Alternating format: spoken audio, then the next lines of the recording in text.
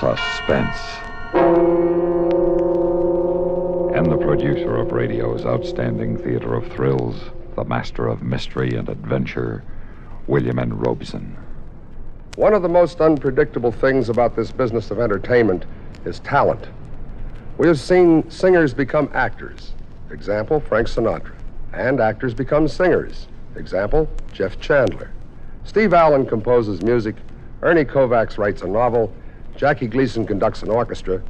And now we present the latest talent turnabout, Stan Freberg, satirist, whom you are about to hear in a new identity, Stan Freberg, actor. Listen then as Mr. Freberg stars in Alibi Me, which begins in exactly 1 minute. Another visit with Joe and Daphne Forsythe. Joe. Huh? Come on, Joe, get up. It's 2 o'clock. What do you want? Joe, you gotta get off that couch and fix up the yard. Oh, Joe! Saturday. Let me sleep. No, we've got to keep the place in good shape. Now rise and shine. Oh, come on, Daphne. I'll do it tomorrow. Tomorrow. Always tomorrow. You can't keep putting things off. I don't. Who was it bought the savings bond to take care of our future? Who suggested the idea?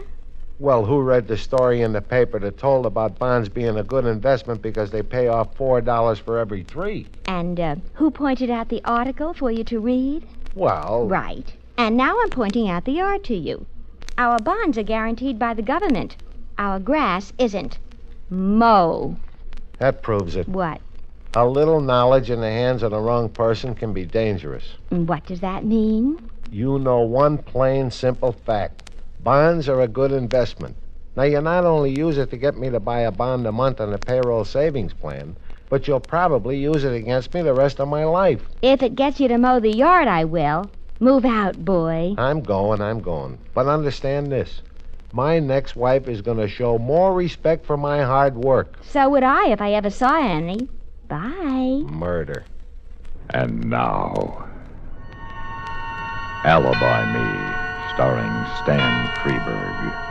A tale well calculated to keep you in suspense.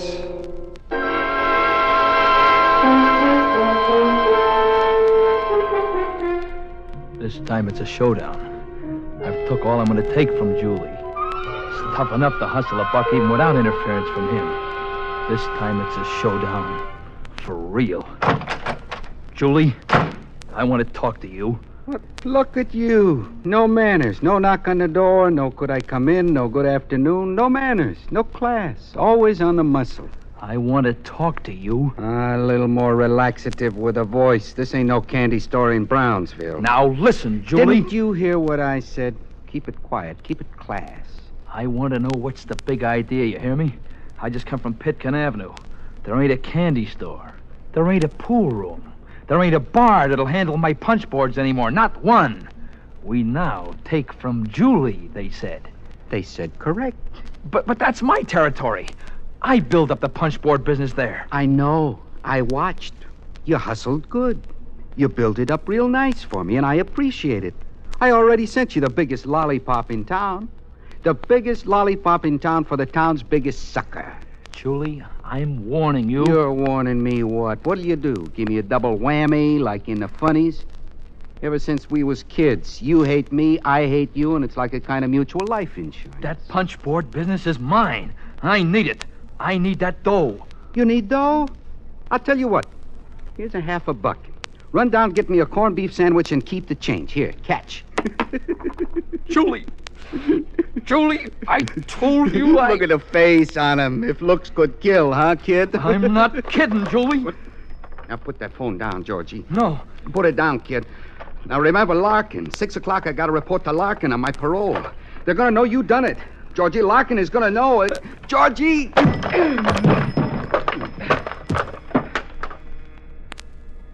That does it. No pulse. Nothing. Not a flutter. Just one stinker less in the world. I looked down at Julie and I remember standing next to him in Larkin's office in the precinct station house years ago. And Larkin saying, If one of you punks is ever knocked off, my first suspect will be the other. I better have a good alibi, whichever one of you does it. Because I'm warning you now.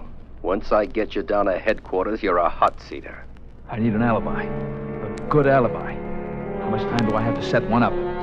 Let's see, 10 after 4. And at 6, Julie's supposed to report to Larkin. Till 6. Okay, that's an hour and 50 minutes. For an alibi, I need people. Who'll alibi me? Who? Leo, the bartender down at the Shamrock. He's the one. He'll alibi me. Good old Leo.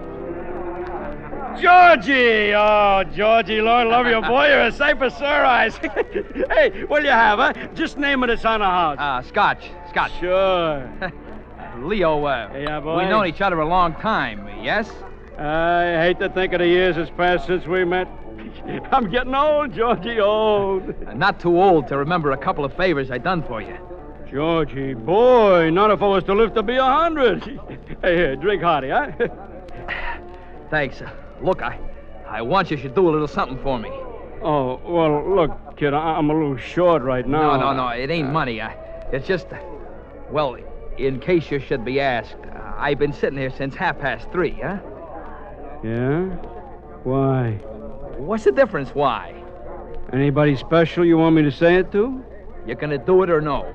Oh, look, Georgie, I got a right to know what I'm getting into. You want me for an alibi? I want to know why. Well, let's not make a production out of it. Chances are you won't be asked. But if you are, I've been here since 3:30. You know what I mean?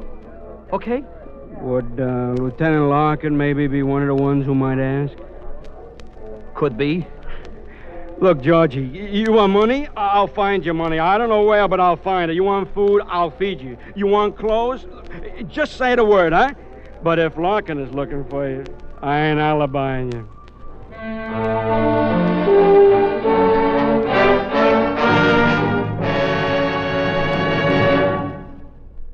In a moment, we continue with the second act of Suspense. Memo on Medals. Interesting information about our military awards and decorations. Campaign medals were authorized by Congress in 1905 for all officers and men engaged in specified wars and military action, including such widely divergent battles as the Civil War in the United States and the Boxer Rebellion in China. The Navy and Marine Corps have a special Manila Bay Medal for members of the United States Asiatic Squadron under command of Commodore George Dewey in May of 1898. The Haitian Campaign of 1915 is commemorated with a medal, as is the Santo Domingo Expedition, which suppressed a revolt in that country and preserved order during elections in 1916. The Army has its Mexican Service Medal for those involved in any of several expeditions or engagements from April 12, 1911 through June 16, 1919. There is also the Army of Cuban Pacification Medal for United States troops who, from October of 1906 to April of 1909, helped establish a stable government in that island nation.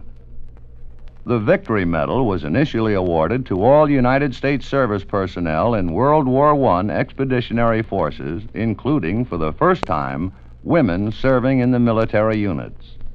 There is a story behind every American medal, a proud story of devotion to country and unselfish service to keep it strong and free. And now, starring Stan Freberg, Act 2 of Alibi Me.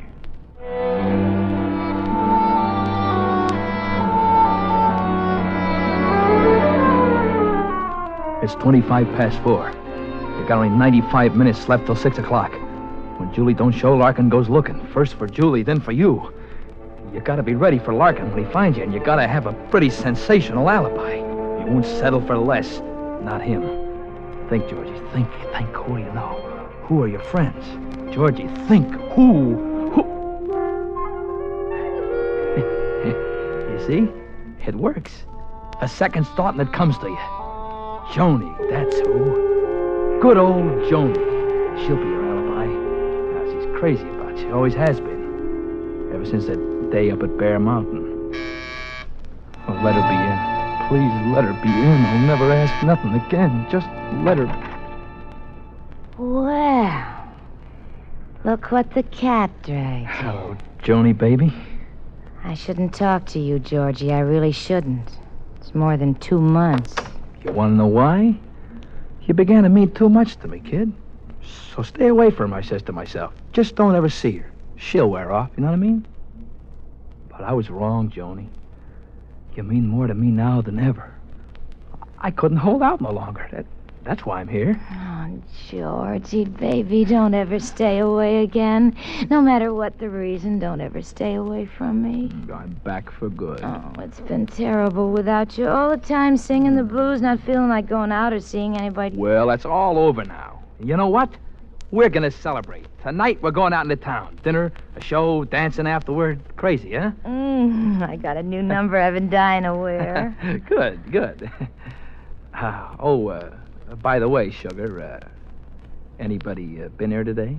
No, not a soul. I was all alone, feeling just awful until you came. Joni, look, in case anybody asks you, not that anybody's likely to, but in case they should, you know what I mean? Do me a favor. Will you tell them I was here with you all day? I'll tell the world you were here with me. I'll shout it from the rooftops. I don't care who hears it. I love you, Georgie.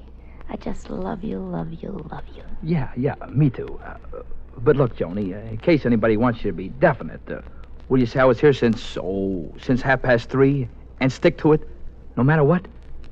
3:30? I'll say I was with... Wait a second.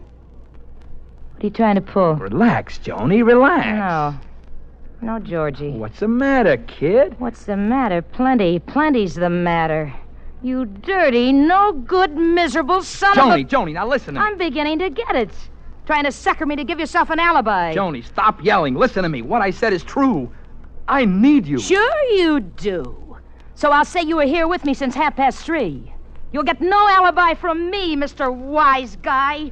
Now pick yourself up out of that chair and get out of here.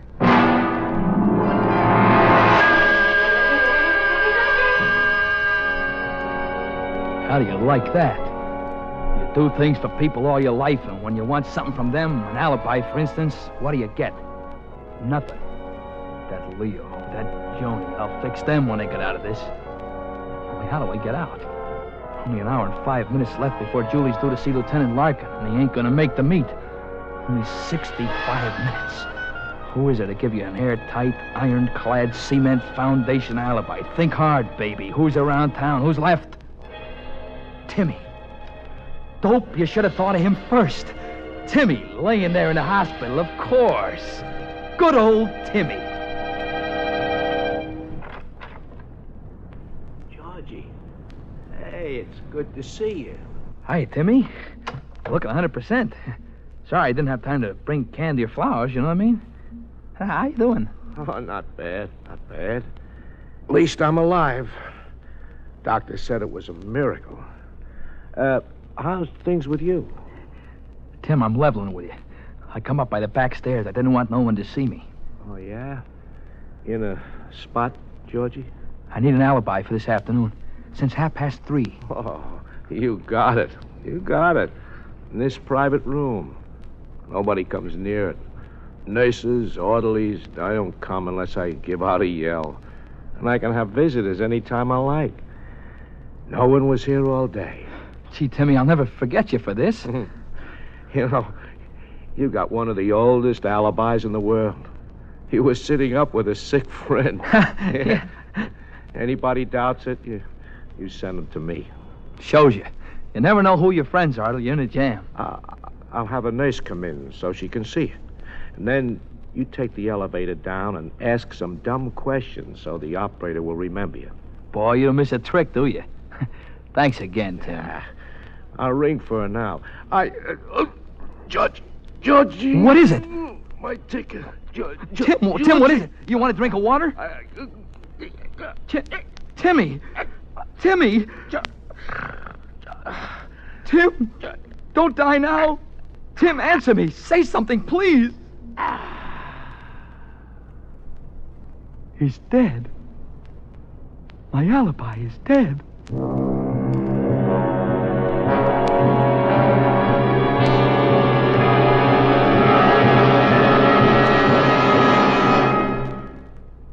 In a moment, we continue with the third act of Suspense. Another visit with Joe and Daphne Forsythe. Joe, honey. Uh-huh. Joe, darling, put down the paper. I've got something important to ask you. Okay. Joe. All right. What? How many savings bonds do we have? What kind of a question is that? A good one. How many? I'm not sure. I'd have to count. And I'm reading the paper. Now, what do you want to know for? Have we got enough to make things comfortable for us? Very comfortable. That's why I buy on a payroll savings plan. A bond a month will give us quite a nest egg for the future. Enough for a college education? Eventually. But who's going to college? Our children, silly. We don't have any yet. Oh? What do you mean, oh? Better buy some more bonds, honey. Daphne, you mean? We've got a new investment. How about that? And now, starring Stan Freberg, Act 3 of Alibi Me.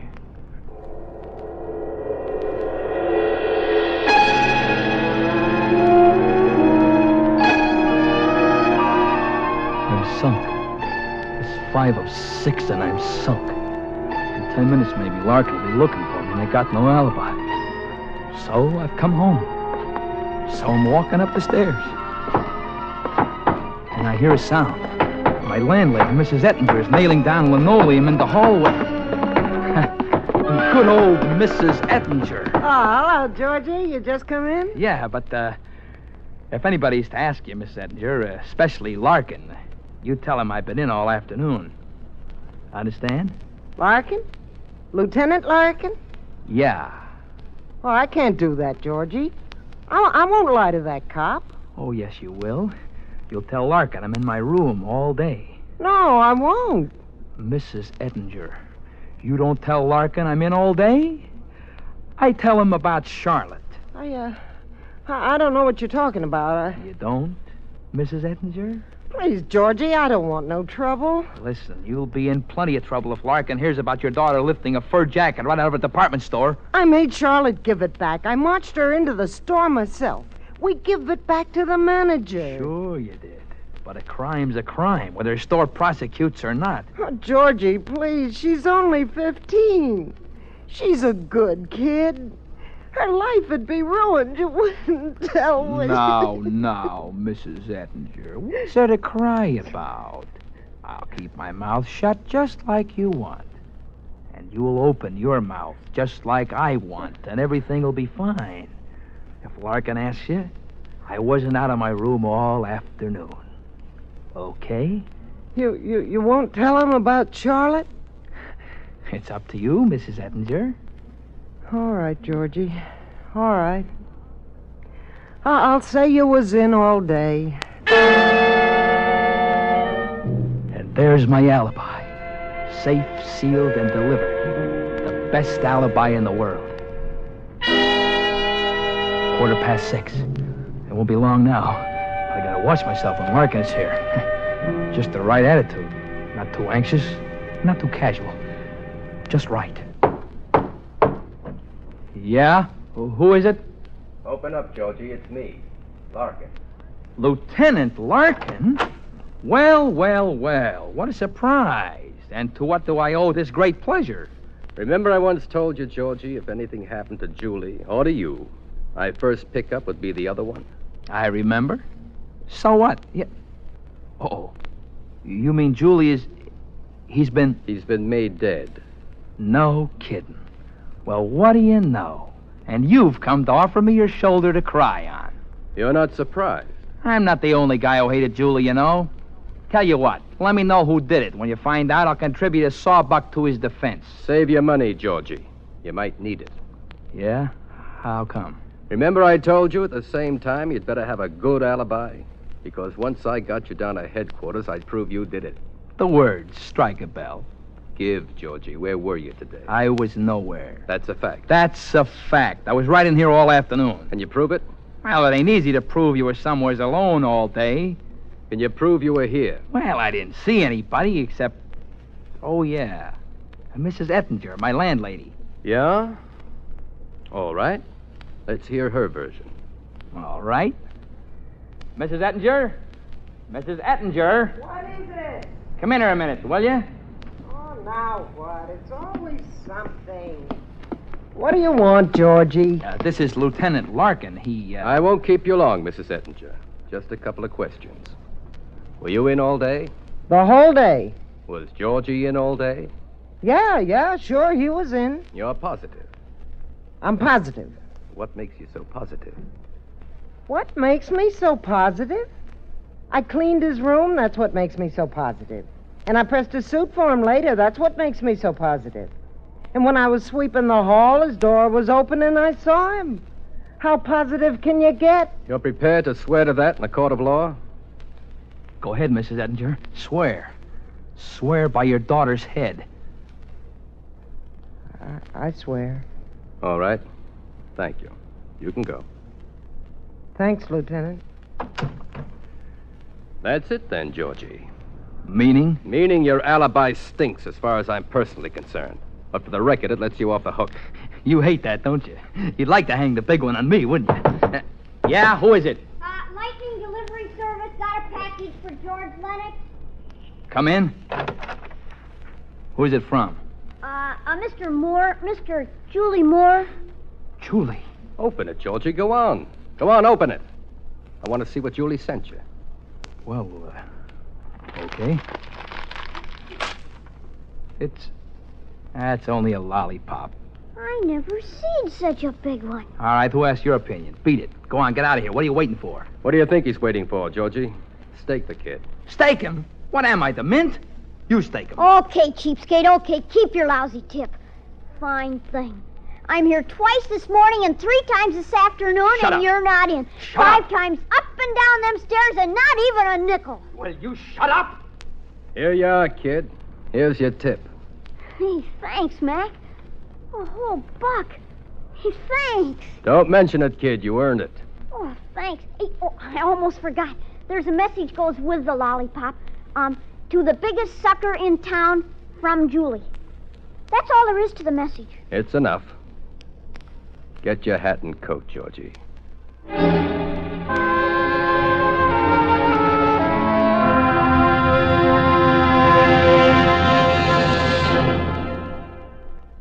Suspense, in which Mr. Stan Freeberg starred in William N. Robeson's production of Alibi Me by Third Jeffrey, adapted for Suspense by Walter Brown Newman. Supporting Mr. Freeberg in Alibi Me were Kathy Lewis, Geraldine Wall, Vic Perrin, Jerome Thor, Jack Crucian, Eddie Marr, and Dick Beals. Listen. Listen again next week when we return with another tale well calculated to keep you in suspense.